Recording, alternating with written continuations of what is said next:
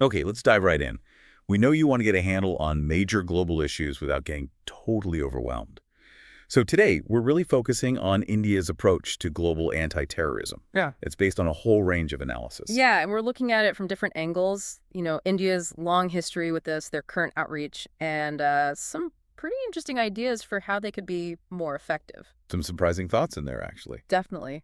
What really stands out is just how long India has been dealing with terrorism. I mean, decades. But there seems to be this persistent gap between their experience and how the world sees it. Right, and that's the core question, isn't it? Why does India, despite facing this for so long with such heavy losses, seem to struggle to get its message across internationally? It really goes way back. We're talking the 1980s onwards, this constant threat, especially cross-border stuff from the West. It's not just background noise either. Think about those huge traumatic events. Exactly, like the 1993 Bombay blasts. Coordinated, devastating.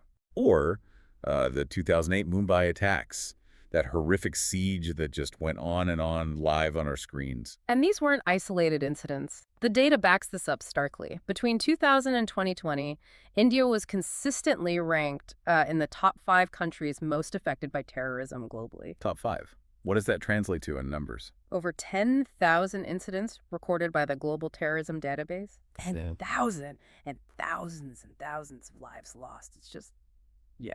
And if you look specifically at Jammu and Kashmir, The figures there are even more stark. Government reports mention something like over 40,000 terror-related incidents since the late 80s. 40,000. It's hard to even comprehend the human cost behind that number. Families, communities. Precisely. Which leads back to that central puzzle. All this experience, this tragic reality, but the global narrative doesn't seem to fully reflect it. Why the disconnect? Someone described India's current outreach as being stuck in a kind of diplomatic dial-up era. That phrase really resonated.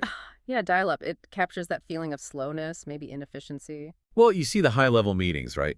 The Prime Minister's made numerous trips to the U.S. since 2014 top-level talks happened. But then some of the other methods mentioned, like sending groups of MPs to make the case, it feels a bit dated, maybe? And what's really telling is how the world reacts to India's actions. When India does take strong steps, like the 2016 surgical strikes or the 2019 Balakot airstrike. Actions they frame as defensive, given the context. Right. But the international response is often, well, mixed. You hear these carefully worded statements, calls for restraint, even from major partners like the US and UK. It suggests those actions are maybe seen more as aggressive rather than a response to prolonged provocation. It does seem that way sometimes, and you contrast that with how, say, Pakistan is often perceived. There's a sense they're quite adept at playing the victim card on the world stage. Which really underlines the power of narrative, doesn't it? It's not just about having the facts on your side. Absolutely. It's about telling the story. And the analysis suggests India sometimes relies too heavily on, formal, dry reports, dense government reports, as one person put it. And those just don't cut through the noise, do they? They don't connect emotionally. Not usually, no. They lack that sharp, relatable edge. But we need to be absolutely clear here. India's case isn't built on sand. The facts are there. Oh, definitely.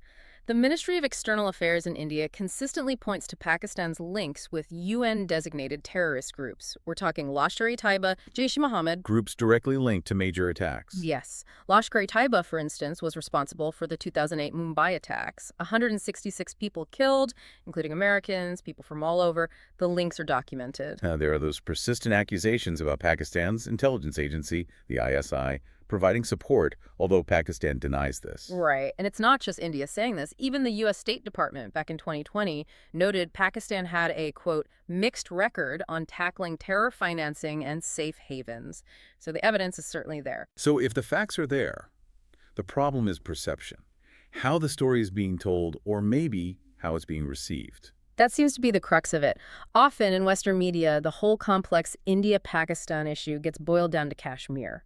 And the cross-border terrorism aspect sometimes gets, well, downplayed. And Pakistan's PR efforts actively contribute to that framing. It appears so. They're actively shaping their narrative. So you have these competing stories, and India's version isn't always the one gaining traction internationally. Okay, so that's the challenge. The million-dollar question then is, how does India flip the script? How do they get out of that dial-up mode? Well, the big push is towards what's being called diplomatic storytelling, moving beyond just facts and figures. Making it human. Exactly. Humanize the issue. Share the stories of the victims, the survivors, the heroes. Make people understand the real human cost. You know, that figure, 40,000 incidents in Kashmir, that's not a statistic. It's a massive collective tragedy. Connecting on that emotional level. Yes. And doing it consistently, not just reacting to events, but having a sustained long-term outreach plan. I like that idea of a diplomatic SWAT team. Me too. A dedicated unit mixing diplomats with, media-savvy communicators, people who can engage proactively, think on their feet, shape the narrative in real time. Not just career bureaucrats, but people who understand modern communication. Right. And maybe even using unexpected tools. Humor, for instance. Humor. About terrorism. That sounds tricky. It does, but think about it. A really sharp, well-placed meme, maybe using sarcasm to expose contradictions, that could actually cut through and reach audiences that wouldn't read a formal statement. It's about being creative. And what about leveraging India's other strengths, its soft power? Ah, yes, that's a huge untapped potential. Bollywood, cricket, food, these things are massive globally. So using those platforms. Absolutely. Imagine a top Bollywood star speaking at the UN, not just as a celebrity, but sharing personal reflections on the impact of terrorism.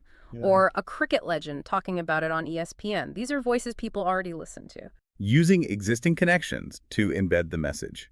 Makes sense. But it's not just about storytelling, is it?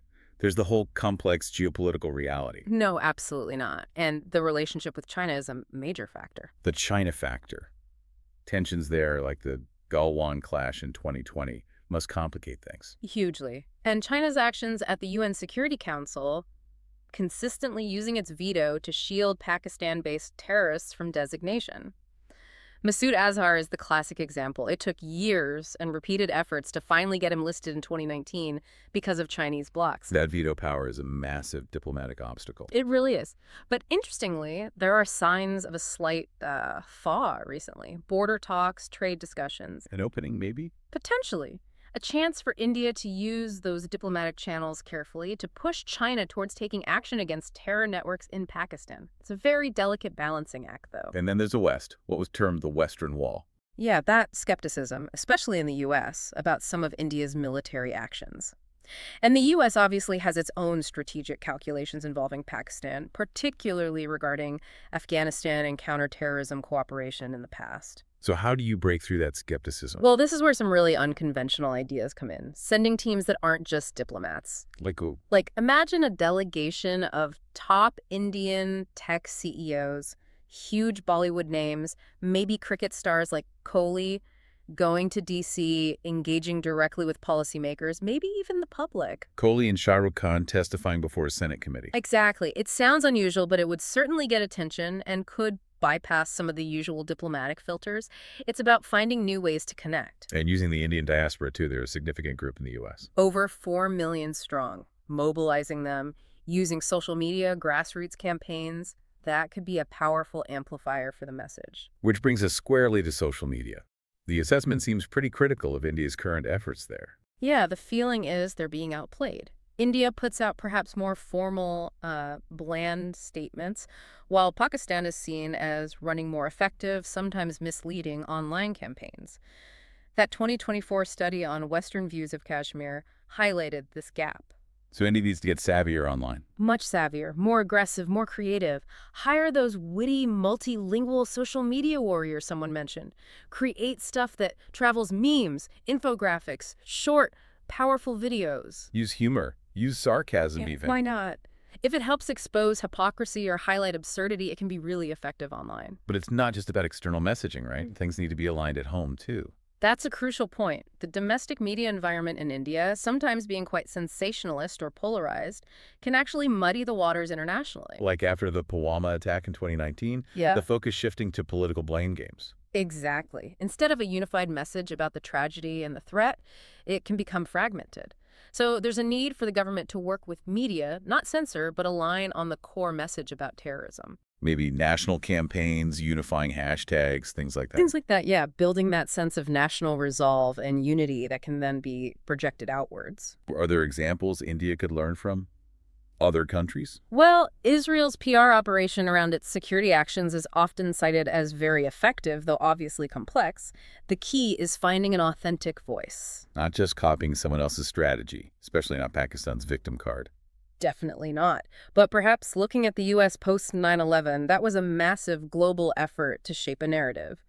There are lessons there, positive and perhaps negative, about marshaling resources for communication. Okay, so if we pull all this together, it sounds like a multi-pronged strategy is needed. What are the key takeaways, the action points? It really seems to boil down to about 5 core ideas that kept coming up. Lay them out for us. Okay, first, build that dream team: diplomats, celebs, influencers, communicators. Second, really prioritize digital outreach. Go for engaging viral content. Third, actively engage the global Indian diaspora. Mobilize them. Makes sense. What else? Fourth, targeted campaigns to, charm or at least build better understanding with key players, the US, China, the EU. And fifth, consistency. Keep the message going. Make it a continuous narrative, not just reactive bursts. Constant drumbeat, almost. Something like that. Because the core message is simple and vital.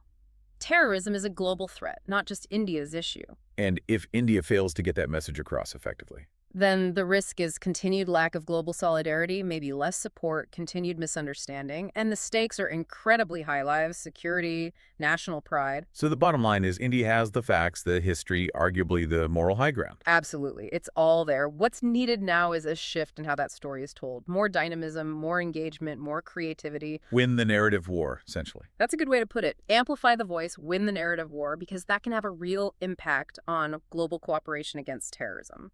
It really makes you reflect on the sheer power of narrative in international affairs, how stories shape our understanding of complex events. It does. And it leaves you thinking, doesn't it? How can a nation truly harness the power of its own story, told well, to tackle a global challenge like terrorism? It's a powerful tool if used effectively.